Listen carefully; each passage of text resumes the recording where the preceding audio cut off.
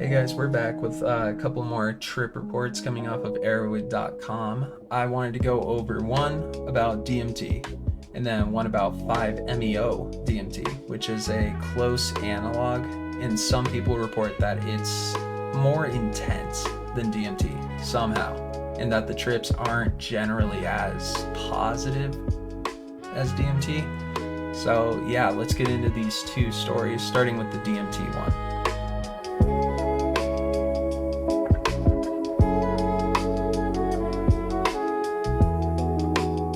I was foolish. I'd just acquired some DMT and was being impatient to try it. I didn't know for sure the purity of the substance I had acquired, and instead of properly weighing a dose, I just tried to eyeball it. I was at home in my apartment, a safe and comfortable setting, but I had had a difficult week, was tired, and not in the most positive frame of mind. I really should have waited until another time. I really should have known better.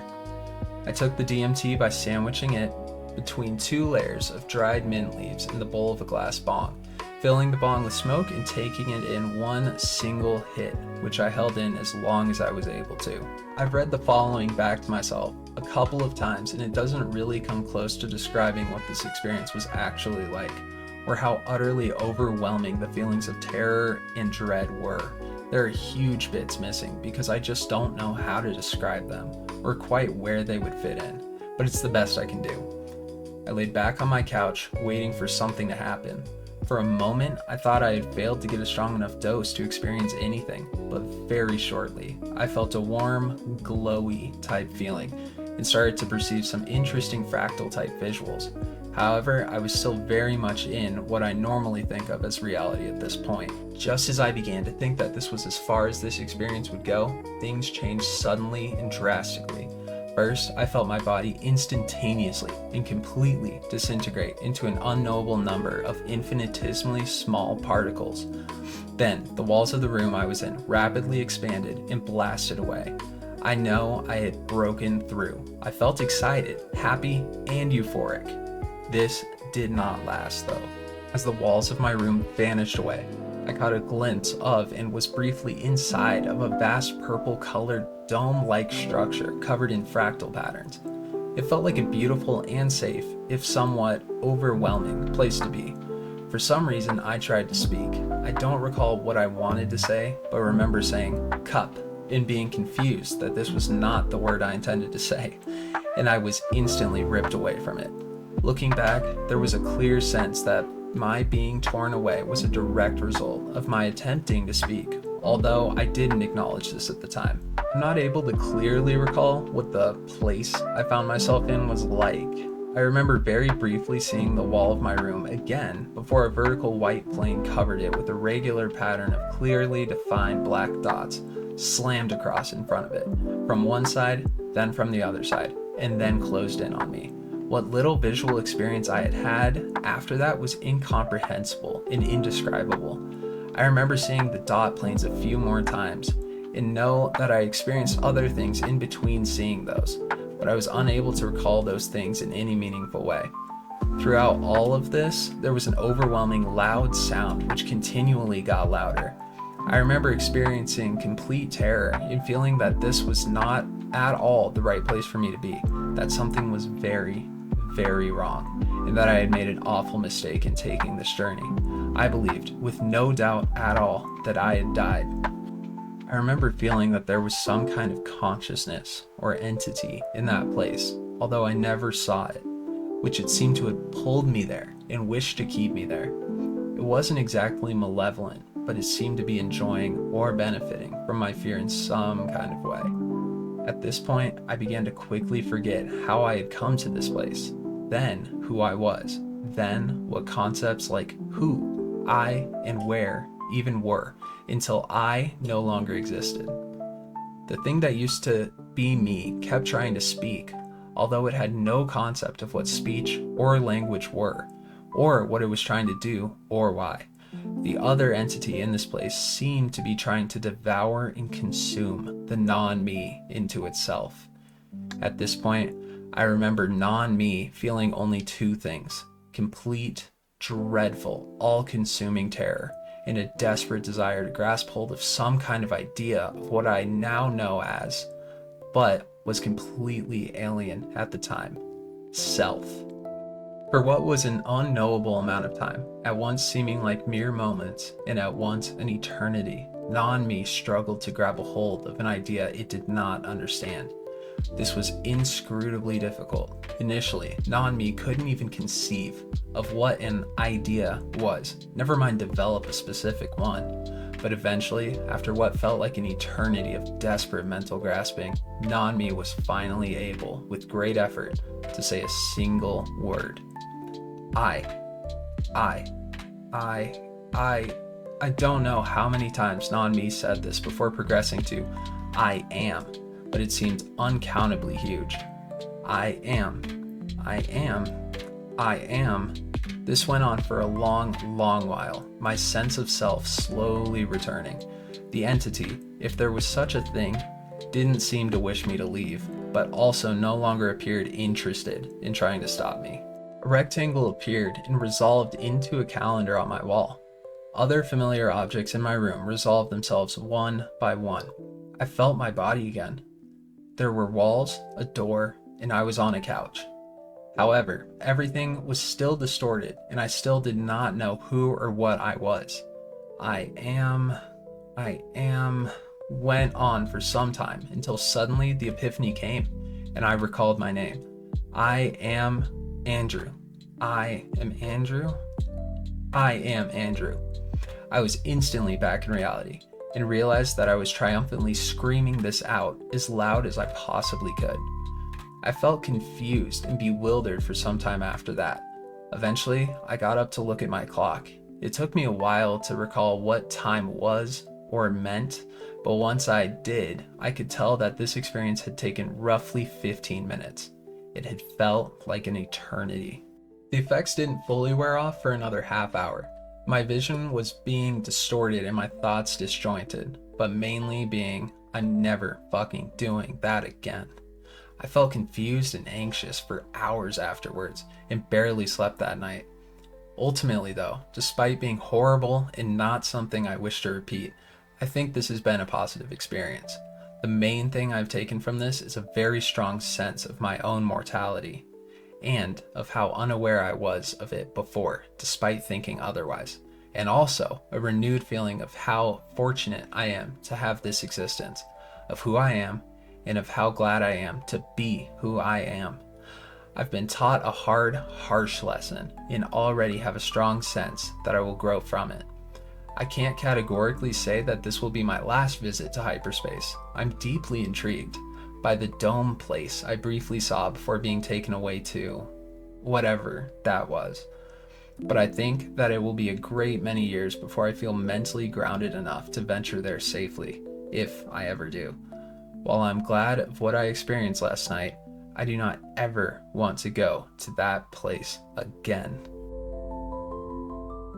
Alright, so that was the first trip report. That was about regular DMT, dimethyltryptamine.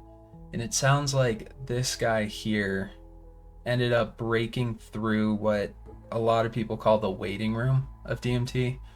A lot of people report that they end up getting pretty high and then kind of plateauing there, and it seems like they're in this weird space where they're not quite making epiphanies or getting crazy thoughts, but they're still tripping really hard.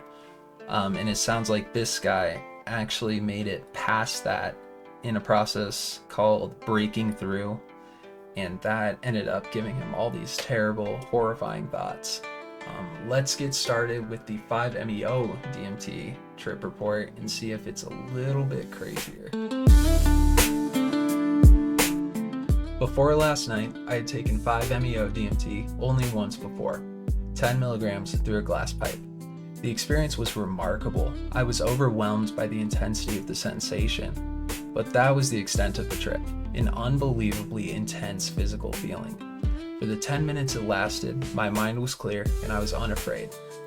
After the come down and a good 15 minutes of speechlessness to gather my thoughts, I felt fine enough to think about the implications of the drug. I decided 1, it was my most intense drug experience to date. I felt ego death disappeared into the timeless nitrous void during the peak of an MAOI potentiated psilocybin trip and surfed upon seas of fractals on acid, so it's saying something. And 2, it was neither positive nor negative. 3, I could not recommend it, but would not tell someone to stay away from it either. I watched 5 of my friends have nearly identical experiences, so I began to get a feeling for the drug. Flash forward a few weeks to last night. My friend and fellow psychonaut, let's call him K, is taking a 10 milligram dose. We've procured an empty room with a large bed. He was using a small glass pipe, as we had been for most previous doses. I left him in the room for around 15 minutes before checking in on him. He was sorry to report that his trip was like his others, not particularly intense and somewhat uncomfortable. I decided that I needed to try it a second time. We concluded that a different smoking method was needed, so I borrowed a friend's 24-inch glass bong. I had also changed into more comfortable clothes and gathered my sleep mask, closed ear headphones, and an iPod. Kay measured out 18 milligrams on his digital scale, and we packed the bowl using some ash from previously smoked weed. I cued Stars of the Lid on the iPod, put the headphones on, and put the sleep mask on my forehead so I could easily flip it down over my eyes. Kay and my other friend W, whose room I was in, left me alone at my request. In the past months, as I began probing further into the psychedelic experience, I've been wondering how to prepare myself mentally for a spiritual trip. It is yet to become clear to me. Last night, as I sat on the bed, lighter in hand and bowl ready, I dismissed my lack of mental focus with my normal, "I'll be fine" rationale. I was totally wrong. I've heard the 5-MeO DMT come up compared to being a shot out of a cannon. My first trip was like that, a nearly instantaneous and overwhelmingly intense wave of bizarre body feeling. This time, after I slowly worked the flame of the lighter above the bowl to vaporize the crystals, and then ripped it to burn everything else, I felt something quite different. I realized as I inhaled that I was getting a massive hit. My lungs burned as I tried to remember what to do. I could feel it coming. I set down the bong and lighter and reached to pull down the sleep mask as I laid back. Nothing could have ever prepared me for what was about to happen to me. After my first 5-MeO trip, I said that trying to prepare for the come up is like trying to prepare to get hit by a bus. It doesn't really matter what you do, you're gonna get knocked on your ass. I didn't know how right I was. It hit me as I exhaled.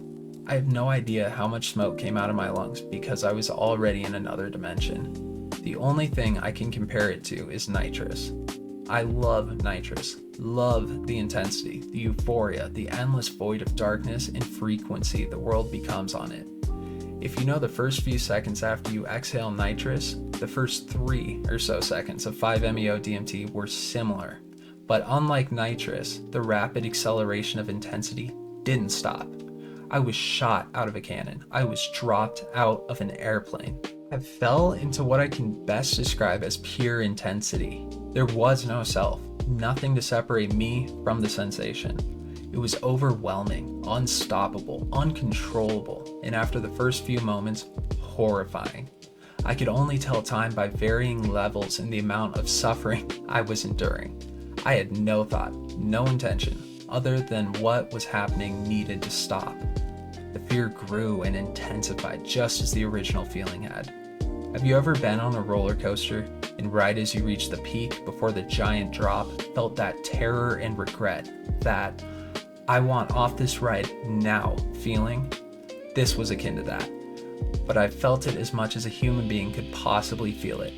All I could feel was fear. I was essentially reduced to an animal in pain. I was operating on pure instinct within the void. I couldn't see or hear. I can't say how long it felt like I was falling. Things were too intense for me to grasp what was happening. I eventually came down enough to see. My vision was reduced to a very blurry, very simple haze of meaningless objects. It didn't make much difference at that point.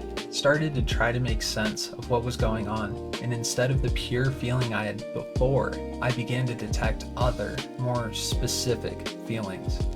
I was being stretched and pulled through some kind of fractaline black hole, twisting and contorting into its shape. In a bout of sheer terror, I realized that my lower jaw was twisting in on itself, rolling up like a carpet into my skull. The rest of my body was following suit, legs through abdomen into a spiral. I was coherent enough at this point to think, this isn't happening to me. I could still detect that my tongue was in my mouth, so I knew it wasn't flowing into my throat like I felt it was. If I had been slightly less conscious of the fact that I was on a drug and that I was hallucinating, I think I would have endured far greater horror at what was happening to me. It was still torture. Things come down further. Both K and W were sitting on the edges of the bed, attempting to speak to me, perhaps. Compared to any mushroom or acid trip I had experienced, I was still tripping harder than I'd ever in my life. Objects jerked into focus and back again, as if I was watching a flipbook comic or low FPS film. My hands and head revolved along spiraled grooves of gravity. It became far more clear-headed. Over the next 3 to 4 hours, I tried my best to calm down and consider my experience, and listened with shock as my friends told me what happened. Shortly after I went into the room, they heard violent and terrified screaming. I was crying for help, screaming in agony for it to stop. I do not recall this in the slightest. They watched helplessly for 10 minutes as I convulsed and contorted on the bed, spasming, whimpering, and eating food that wasn't there. At one point, a smile crossed my face. I couldn't see or hear them as they tried to help me. As I came down, it took some time for me to recognize them as human, and then as my friends. I tripped hard for 2 hours after the initial experience, and was still tripping intensely when I went to bed 4 hours later. I found my hands moving in spiral patterns and could still feel the jolts of energy moving from arm to arm. As I type this now, I can still sense the bizarre tactile effect the 5-MeO-DMT has. I dosed over 14 hours ago. I've heard that 5-MeO-DMT has polarizing effects. Some love it and some hate it. I can't say in my experience if this is true. My best explanation for what happened to me could be that my lack of mental/spiritual preparation, compounded with anxiety about a test the next day, resulted in an infinitely magnified feeling of pure panic and fear. I feel like I have to revisit the drug. If the earlier statement is true, and some people are just affected negatively by the drug, I suppose I am doomed to another traumatic episode. But I feel a need to conquer it, a need to know what happened. I'm going to need help with the mental problems I have. I don't know where to begin with those. I want people to be aware of what this drug is capable of. Read trip reports. There are people who have anxiety attacks every time they think of their 5-MeO-DMT trip. People who can't touch psychedelics for months or even ever again without feeling that fear. My friend Kay read James Orrock's Tryptamine Palace. The author spends the majority of the book singing the praises of 5-MeO-DMT, describing the positive spiritual effects of the drug. I don't doubt his story, but the impression he gives is that 5-MeO is a powerful and uplifting tryptamine. I'm here to give an account of its dark side. I thought that as an experienced psychedelic user, I could handle whatever came my way. I was wrong. Please think heavily about the implications of using this drug. Alright guys, that was the last trip report of the video. I hope it was obvious to you guys that 5-MeO-DMT, the second trip report, is a little harsher and more intense generally than DMT. I was trying to explain this in the beginning of the video, but I hope that kind of put it into perspective if you are ever wanting to do either of these substances. I hope this helps. Thank you guys for watching. Let me know if there's any other drug, any other video you want me to make in the comments below. Please like and subscribe if you'd like to. Other than that, I'll see you guys in the next video. Bye.